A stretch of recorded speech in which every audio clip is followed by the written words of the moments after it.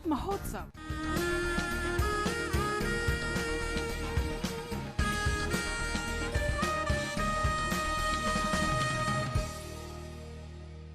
आजादी का सफर आकाशवाणी समाचार के साथ एक राष्ट्र का उदय। भारत का गौरवशाली स्वतंत्रता संग्राम आधुनिक विश्व में घटित महानतम संघर्षों में से एक है। आकाशवाणी समाचार प्रत्येक दिन इस स्वतंत्रता आंदोलन की एक झलक आप तक पहुंचा रहा है।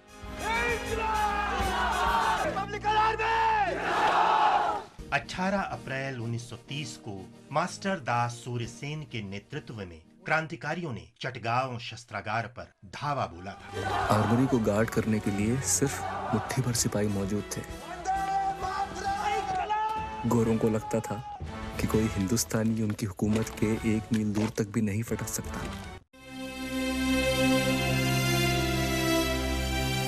सूर्य सेन और उनके साथी स्वतंत्रता सेनानी इंडियन रिपब्लिकन आर्मी नामक राष्ट्रवादियों के एक क्रांतिकारी समूह में शामिल थे, जिसका विश्वास अंग्रेजों से लड़ने के लिए ताकत के इस्तेमाल में था। इस समूह में गणेश घोष, लोकनाथ बाल, अंबिका चक्रवर्ती, हरि गोपाल बाल, अनंत सिंह, आनंद प्रसाद गुप्ता, त्रिपुरा सेन, विलास डे, विधु भूषण भट्टाचार्य, प्रीति लता वाडेदार, कल्पना दत्ता, हिमांशु सेन, विनोद बिहारी चौधरी, सुबोध राय और मनोरंजन भट्टाचार्य शामिल थे।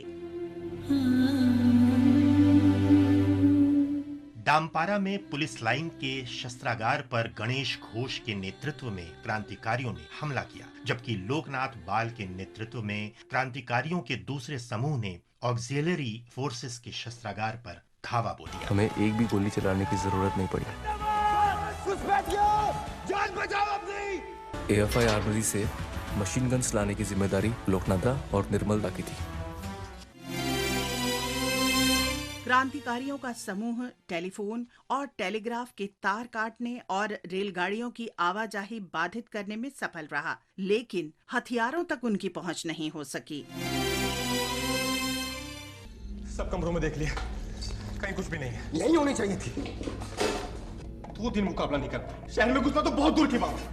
समूह के लगभग 16 सदस्यों ने पहाड़ ताली में यूरोपीय क्लब के मुख्यालय पर कब्जा कर लिया। हमले के बाद क्रांतिकारी पुलिस शस्त्रागार के बाहर एकत्र हुए, जहां सूर्य सेन ने सैन्य सलामी ली, राष्ट्रीय ध्वज फहराया और क्रांतिकारी सरकार की घोषणा कर दी। इसी वक्त कुछ देर पहले यहाँ ऐसा कुछ हुआ है जो न कभी देखा गया न कभी सोचा गया। ब्रिटिश हुकूमत को उसकी जड़ों से ही हिला दिया है, झिझोड़ दिया है। और ये किसी ट्रेन फौज ने नहीं किया है, ये किया है कुछ चंद बच्चों ने। तुम लोगों ने, तुम सब ने, तुम सब उसके हिस्से हो। इतिहास अगर कुछ याद रखेगा तो सिर्फ इस बात को, इसके अलावा कुछ नहीं। इस प्रकार चटगांव 4 दिन तक ब्रिटिश राज से मुक्त रहा, लेकिन जब अंग्रेजों ने वहां और सेना भेजी तो क्रांतिकारी समूह के सदस्य चटगांव शहर छोड़कर पहाड़ियों की ओर चले गए और जलालाबाद पहाड़ियों से ही अंग्रेजों के खिलाफ युद्ध जारी रखा।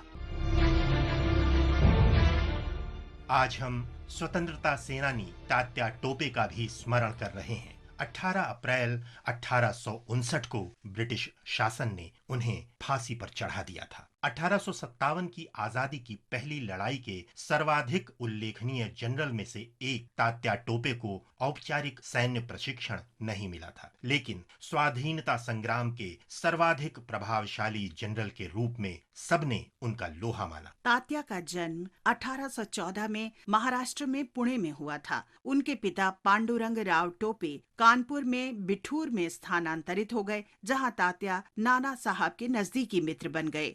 भारतपुर में चिंगारी भड़क चुकी है, अब आग सारे हिंदुस्तान में फैल जाएगी। लेकिन तात्या कब तक सोचते रहेंगे नाना साहब? यही मौका है, इस बार या उस बार। तात्या राव साहेब और रानी लक्ष्मीबाई के भी निकट संपर्क में आए। महारानी लक्ष्मीबाई की जय हो। विराजिए तात्या। वक्त आ गया है, सोचा था उससे पहले।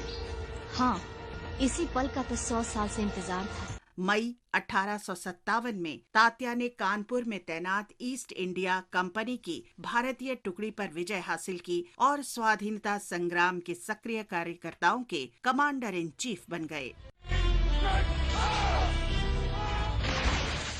जब अंग्रेजों ने कानपुर को फिर से अपने अधिकार में ले लिया तो तात्या टोपे ने जनरल विंडहैम को कानपुर से लौटने पर बाध्य किया। जब ब्रिटिश सेना ने झांसी को घेर लिया उसी समय तात्या टोपे ने अपना मुख्यालय कालपी स्थानांतरित कर लिया। 20,000 लोगों के साथ वे रानी लक्ष्मीबाई की मदद के लिए आगे आए। बाद में तात्या ने ग्वालियर की सैन्य टुकड़ी की मदद से ग्वालियर के किले पर कब्जा कर लिया।